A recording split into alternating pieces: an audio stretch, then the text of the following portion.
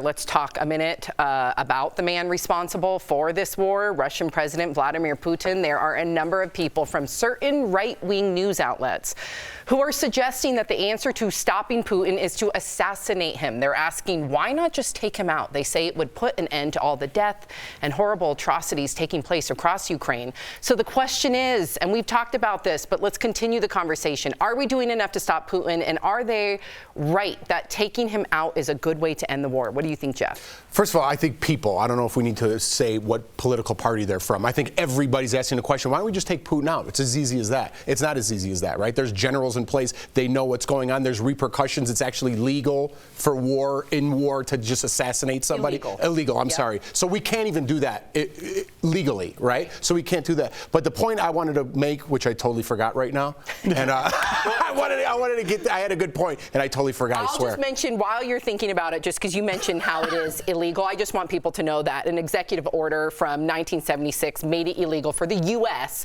to carry out political assassinations. Now, there is an alleged there is an alleged, I don't know if it's true or not, but maybe we can get confirmation that there's $1 million hit on Putin with Russian individuals. So that takes us out of it. But then again, you also don't want to push someone to start a nuclear war. You also don't want to tweet about it if you are going to assassinate somebody.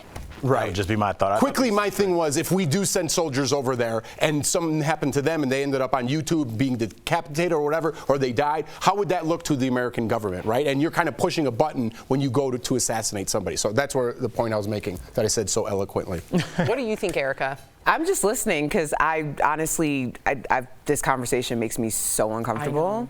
So I'm listening to understand like what your perspectives are, because I don't have a perspective on it. I feel very strongly about talking about anything on someone's life. I don't want to do it. Yeah, it's a weird place to be in, and I think that I have to just push back on that. Not to say that I feel a certain way, and I'm just really quickly, I got a confirmation from our producer that it's a Russian businessman that put a bounty on Putin. The fact that there are documented assassinations, torturing, poisoning of innocent people in Russia, and that Ukraine has already lost civilian lives, and that they could lose all of Ukraine if Putin had his way. For a lot of people, as callous as it sounds to talk about someone's life, I'm with you, Erica, and a bounty and assassinations, a lot of people feel like, well, what about all these people that he's already killed and that he's about to kill? So I think, I think it's an okay conversation to have. I'm not saying that it's not an okay conversation to have. I'm just saying that my discomfort, I'm very uncomfortable talking about it, simply because, I mean, look at, like, let's just take it super fundamentally down to, let's say it was a neighborhood and you had someone who was running this neighborhood and no one else would ever try to take away their power because that person is just that powerful. Well, you can take that dude out, but there's going to be a dude right below him who now has to prove that he's bigger and badder than that other dude.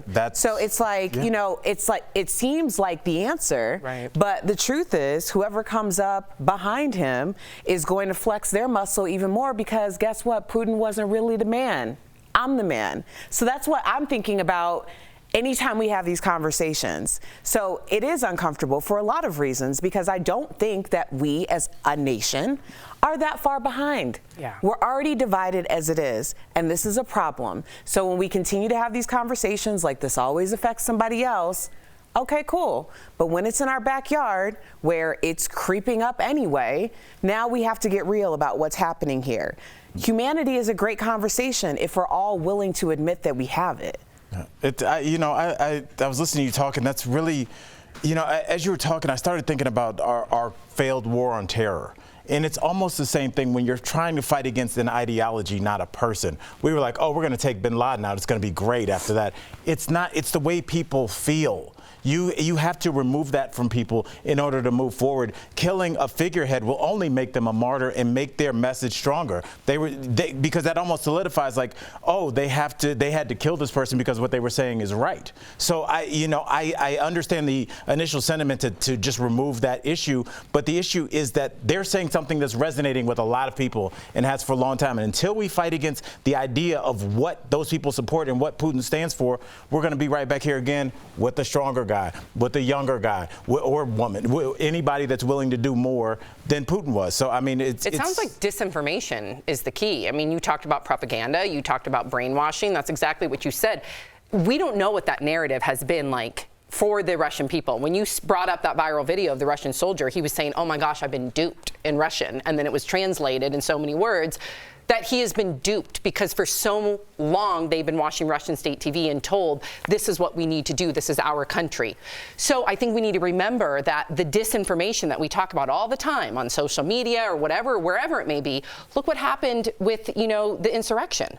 So that's what I think we need to be in control of globally, because then you're not going to get minions to follow their leader if they know what's really up. Well, that was a good conversation. Great call.